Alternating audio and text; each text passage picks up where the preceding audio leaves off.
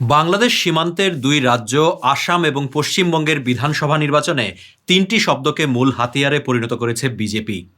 অবৈধ, বাংলাদেশি, অনুপ্রবেশকারী। হিন্দিতে যাকে বলা হচ্ছে ঘুষপেটিয়া। আসামে কংগ্রেসের বিরুদ্ধে এবং পশ্চিমবঙ্গে তৃণমূল কংগ্রেসের বিরুদ্ধে এই ঘুষপেটিয়াদের সঙ্গে হাত মেলানোর অভিযোগ নানা সময়েই করে এসেছেন বিজেপির শীর্ষ নেতারা। এমনকি খোদ ভারতের প্রধানমন্ত্রী নরেন্দ্র মোদীর কণ্ঠেও উঠে এসেছে এই বক্তব্য।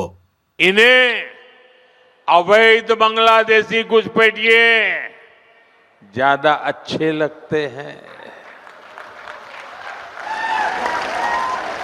अवैध घुसपैठियों को कांग्रेस ने ही बचाया और कांग्रेस ही उन्हें बचा रही है।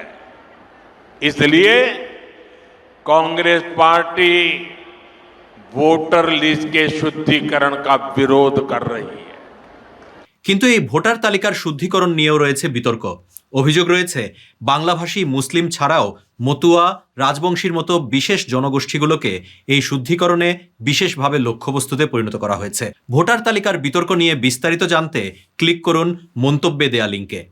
এই ঘুষপেটিয়া বাগাড়ম্বরকে বাংলাদেশ সরকার বরাবরই ভারতের অভ্যন্তরীণ রাজনীতি মনে করে উপেক্ষা করে এসেছে। কিন্তু বাংলাদেশের সমাজে এর কী প্রভাব পড়ছে?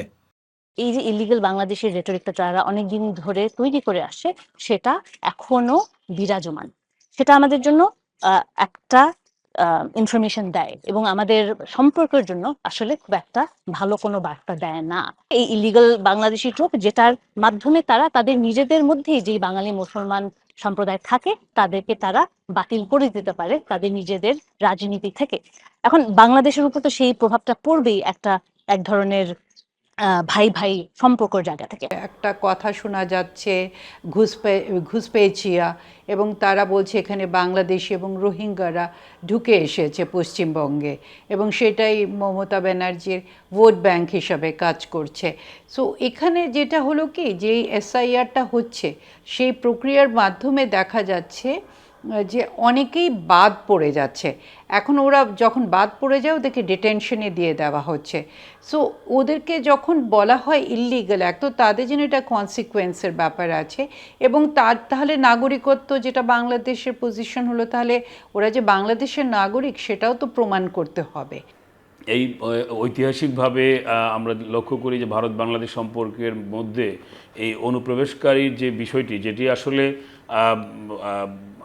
এর বাস্তব ভিত্তি নেই এবং এটি সবসময়ই বাংলাদেশ ভারত সম্পর্ককে এক ধরনের তিক্ততার মধ্যে ফেলে দিয়েছে।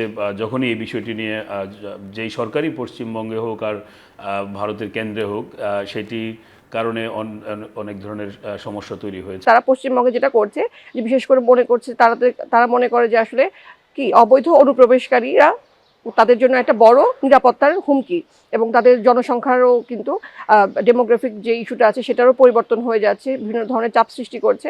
তো এই যে ব্যাপারগুলো, এইগুলো কিন্তু আসলে বাংলাদেশকে ঘিরেই করা হচ্ছে এবং নিরাপত্তা একটা ঝুঁকি তৈরি করার কথা বলা হচ্ছে।